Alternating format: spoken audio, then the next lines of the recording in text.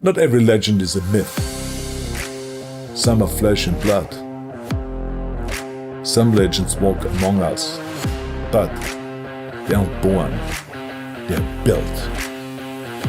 Legends are Work your ass off. There is no magic pill. It drives me crazy to go to the gym. You read 1 hour a day. I went and worked out 5 hours a day, and I was working on construction. We have 24 hours a day. Organize your day. Work hard. The first rule of success is to have a vision. You see, if you don't have a vision of where you go, and if you don't have a goal where you go, you drift around and you never end up anywhere. I mean, as you know, I was born in 1947 in Austria after the Second World War. So I was very fortunate that I stumbled onto my vision. And I didn't really like Austria when I grew up. I couldn't wait to get out of there. I couldn't see myself becoming a farmer or a worker in a factory or anything like that. Even though my parents wanted me to stay there and have a normal life. But that was their vision, not mine. My vision was totally different. I felt that I was born for something special, for something unique, for something big. Then one day I went to school. I remember I was 11 years old, and they showed a documentary about America. There they showed in this documentary the huge skyscrapers, the high-rises, the huge bridges, the 6-lane freeways, and all of this stuff. And I said to myself, that's where I want to be. I don't want to be around here with these little farmhouses and these little buildings. I want to be in America. One day after school, I walked by a store in Graz. So I went inside and I looked around, and then I saw a magazine. I saw a bodybuilding magazine that had Reg Park on the cover. Reg Park was then a 3-time Mr. Universe. And I saw him on the big screen as Hercules. I read that and I said to myself, wow, this is the blueprint for my life. This is exactly what I want to do. I want to become a bodybuilding champion just like Reg Park. I want to get into movies just like Reg Park. And I want to make millions of dollars and be rich and famous just like Reg Park. Do you know how great it felt that I knew where I was going? Imagine the majority of people don't know where they're going. I knew where I was going, that I'm going to become this bodybuilding champion just like him. So it was just a question of how do you do it?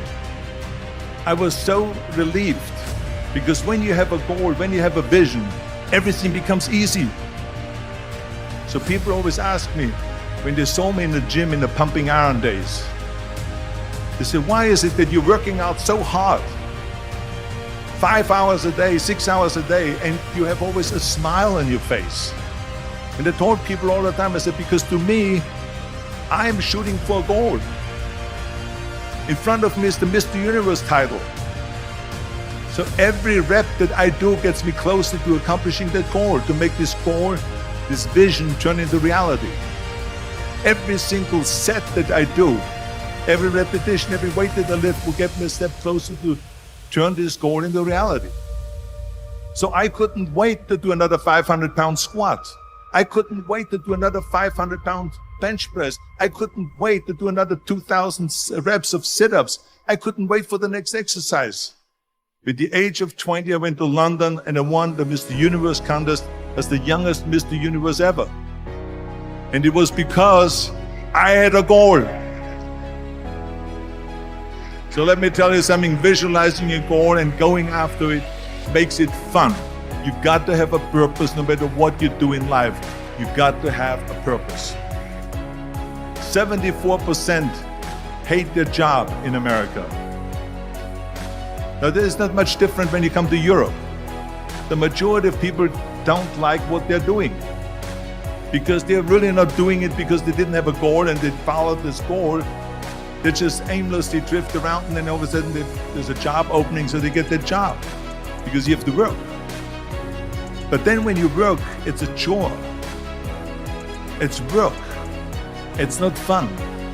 So if you think about only a quarter of the people really enjoy what they're doing in life.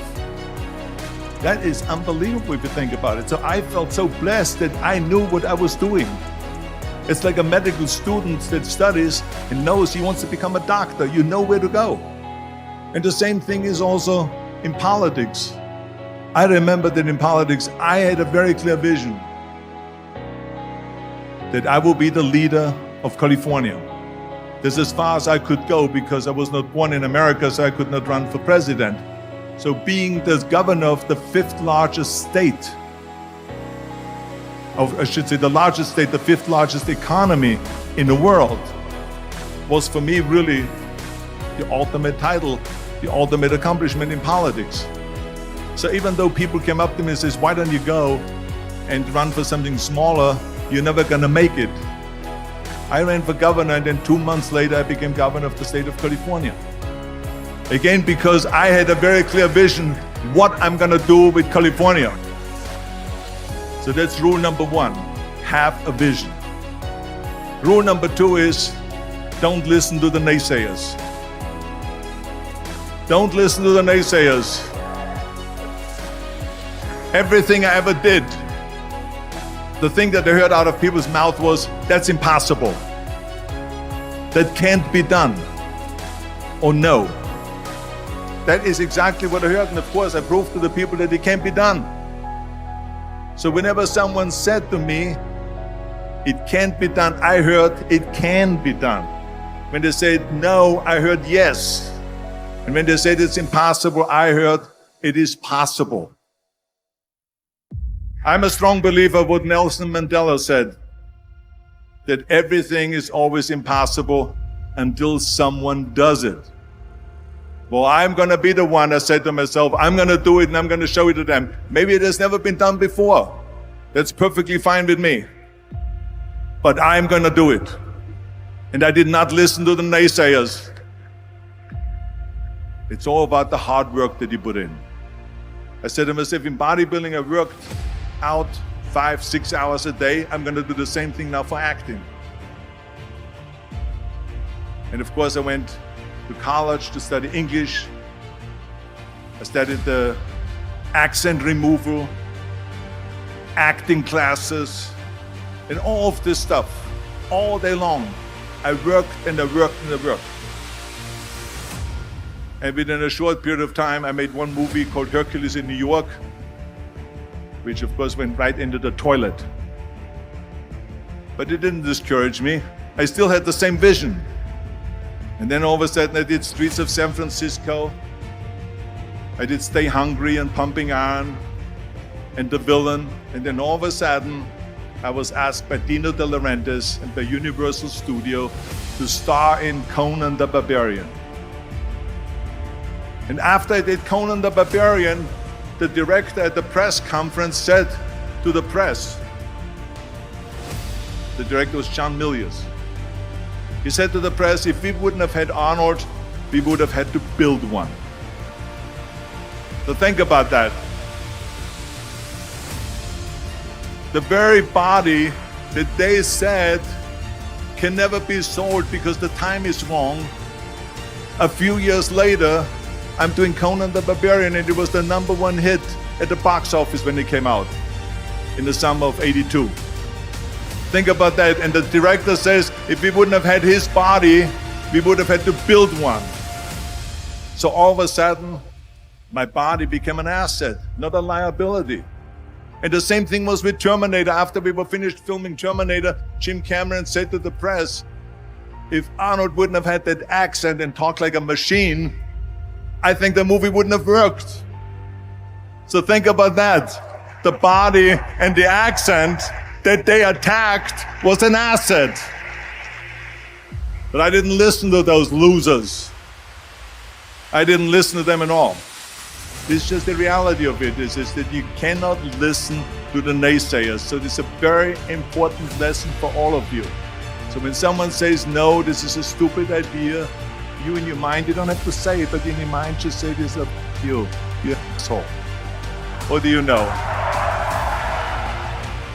Work your ass off. There is no magic bill. I became very friendly with Muhammad Ali in the 70s. And Muhammad Ali worked his butt off. And I saw it firsthand. And I remember that there was a sports writer that was there in the gym when he was working out and he was doing sit-ups. And they asked him, how many sit-ups do you do? And he said, I don't start counting until it hurts. Now think about that. He doesn't start counting his sit-ups until he feels pain. That's when he starts counting. That is working hard. And so you can't get around the hard work. It doesn't matter who it is. As a matter of fact, I believe what Ted Turner said, work like hell and advertise. You get it? Work like hell, go to bed, and early to rise, work like hell and advertise. So you work your ass off, and then you let the world know about your work. That's what it is all about. Let people know if you have a company, if you have a movie, if you do sports. Work your ass off, but then advertise and let everyone know.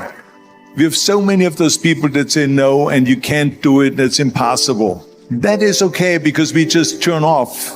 But when you start doubting yourself, that's very dangerous. Because now what you're basically saying is that if my plan doesn't work, I have a fallback plan, I have a plan B. And that means that you start thinking about plan B, and every thought that you put into plan B, you're taking away now that thought and that energy from plan A. And it's very important to understand that we function better if there is no safety net, because plan B becomes a safety net. It says that if I fail, then I fall and I get picked up and I have something else there that will protect me. And that's not good. I'm telling you, I've never ever had a plan B. I say I made a full commitment that I'm gonna go and be a bodybuilding champion. I made a full commitment that I'm gonna be in America. I made a full commitment that I'm gonna get into show business and I'm going to be a leading man. No matter what it takes, I will do the work. I will do the work over and over and over until I get it. So to me, it is very dangerous to have a plan B because you're cutting yourself off from the chance of really succeeding. And the reason, one of the main reasons why people want to have a plan B is because they are worried about failing. What is if I fail, then I don't have anything else? Well, let me tell you something. Don't be afraid of failing because there's nothing wrong with failing. You have to fail in order to climb that ladder. There's no one that doesn't fail. We all fail. It's okay. What is not okay is that when you fail, you stay down. Whoever stays down is a loser. And winners will fail and get up. Fail and get up. Fail and get up. You always get up. That is a winner. That is a winner. I failed in bodybuilding. I lost bodybuilding competitions. I lost powerlifting competitions. I lost weightlifting competitions. I had movies that went in the toilet and that were terrible and got the worst reviews. We all lose. We all have losses. This is okay. And this is why I say don't be worried about losing, because when you're afraid of losing, then you get frozen. Michael Jordan said in one of his interviews, when they said, "You are unbelievable, you're the greatest basketball player of all times." I mean, tell me about that. And he says, well, you're just mentioning the successes. But he says, for me to become the greatest basketball player, I missed 9,000 shots when I was playing basketball at the NBA games.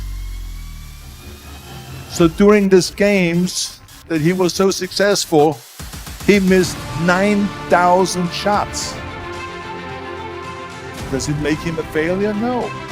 He's one of the greatest basketball players of all times, but he failed 9,000 times. Do you get it? We all fail. It's okay. You got to be, in order to perform well in anything, if it's in boxing or if it is on your job or with your thinking, is only happening when you relax. So relax. It's okay to fail. Let's just go all out and give it everything that you got. That's what it is all about. So don't be afraid to fail.